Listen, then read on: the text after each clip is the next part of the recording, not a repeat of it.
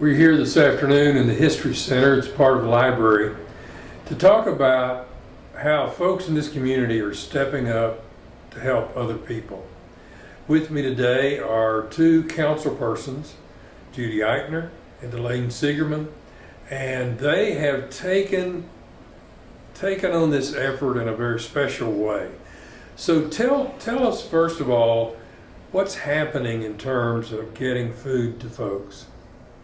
Well, we, with the help of the city, have a new hotline number that's separate from the informational hotline number that the hospital has and the city has, and that number is 258-1234. So if you are a person unaware of where you can obtain food and some other products, some necessary items for your house, you can call our number and we can direct you to the correct address and place where you may receive these items, the hours of operation. I had no idea there were so many people who needed an elementary thing like food. You know, jobs are important, paying your electric bill is important, but of course we all need milk and eggs and meat. So it's amazing how many people out there don't have those opportunities. So that's what we're trying to do, is make sure we don't miss anyone, and that's what the hotline is for. So if you know anyone, your neighbor or someone whose families are not here in this town, give them that number and we will make sure they get what they need. All right, good. Delayne, I had the opportunity to be one day bagging those groceries out at Light on the Hill at Mount Wesley Conference Center. And it was interesting to me because it was really very well organized. I mean, you knew what needed to be put where and when to switch from this to that. Right. And they knew, okay, we've got X amount of tuna or we've got this. So I was impressed with how it operated. Yeah, it is. It's amazing how many volunteers have been a part of just about everything from donating the bags to filling the bags to reaching the bags out to recipient. You know, I mean, it is very well organized, and kudos to Beth Palmer and Tina Box, who I think that's her last name, at Light on the Hill. It is, because they really are a light on the hill for a lot of people. Yeah. So. I was impressed that they had you had to double bag everything. I was impressed. They had double bagged it all. I mean, in the sense of, but there were double bags ready for you to put those groceries in. I mean, it was something. Yeah, it is something. Judy, tell us about this. Well, now Light on the Hill there's 1 to 3 on Mondays, and it's all drive-through. In fact, all of these groups that we're going to mention today are drive-through. And but St. Vincent de Paul's, let me see my cheat sheet here. They're Mondays 2 to 4, Wednesdays 7 to 9 in the evening, and Saturdays 9 to 11. Now this Saturday, because it's Holy Weekend, they are not going to be dispersing any food. CAM, Christian Assistance Ministries, they are located at 521 Barnett Street. And they do a drive-through Monday through Friday, 2 to 4. And these groups are all, well, and then the last one we should mention is the Doyle Community Center. And they're doing a drive-through on Mondays through Fridays, 9 to 1. And all of these groups are well organized, and the food is ready to go. So they'll ask some questions of new people as you come through, but they just want information. They're just trying to get everything that they need, just so that they've got a record of people. That's the only reason that they're asking those questions. And the food for all of these groups comes from the San Antonio Food Bank, which is supplied by our own HEB. Now, not just our store, but HEB in general. And these guys do a fantastic job. And what we're trying to do with our hotline and with the flyers and the social media that we've been doing is just getting the word out to a lot of these people that I've talked with waitresses that have lost their job. I've talked with one individual just today. He worked 2 places, lost both of those jobs.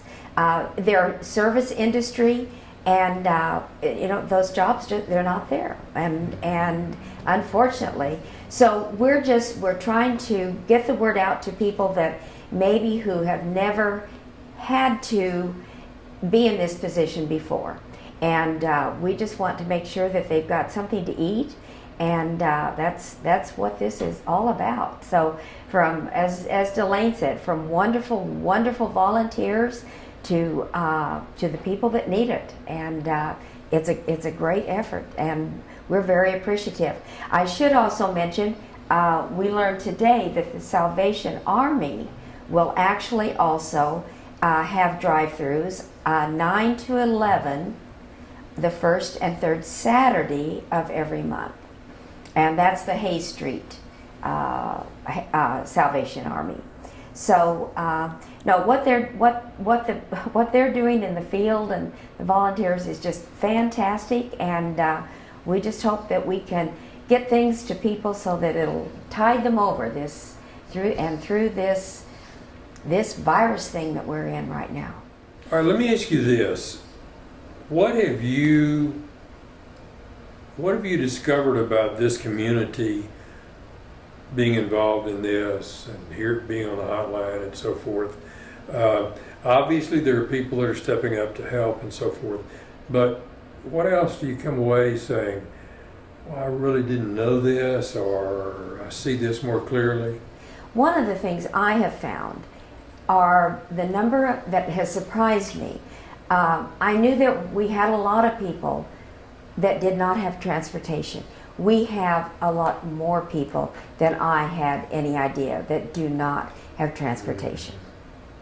That's been one of the eye-openers for me.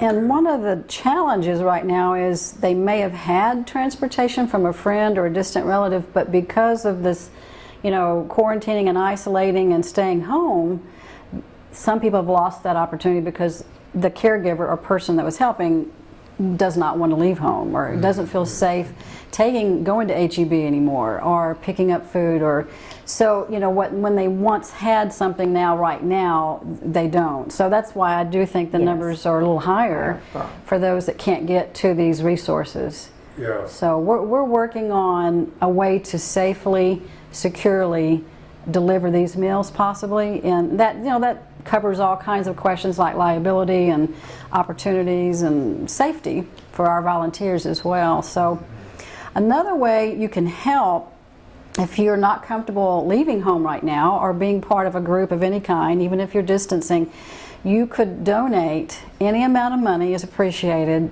We have a fund set up at the Community Foundation for Kerrville Food Relief, and you can go to www.communityfoundation.net and click on Kerrville Food Relief, and you'll have an opportunity to donate, and that is for food, and that stays here. One way or another it stays here. If it's not to an individual, it could literally go to one of these nonprofits. Okay. They can take advantage of those funds at some point when they need it, and they're going through their annual budget pretty quickly, and it's just April. So, and I think another thing to remember with the Hill Country Foundation and this particular food relief, there will be no fees charged by the foundation. Okay. So, which is great. So the money will come to them, and then we'll go out through applications to groups who are looking for food money.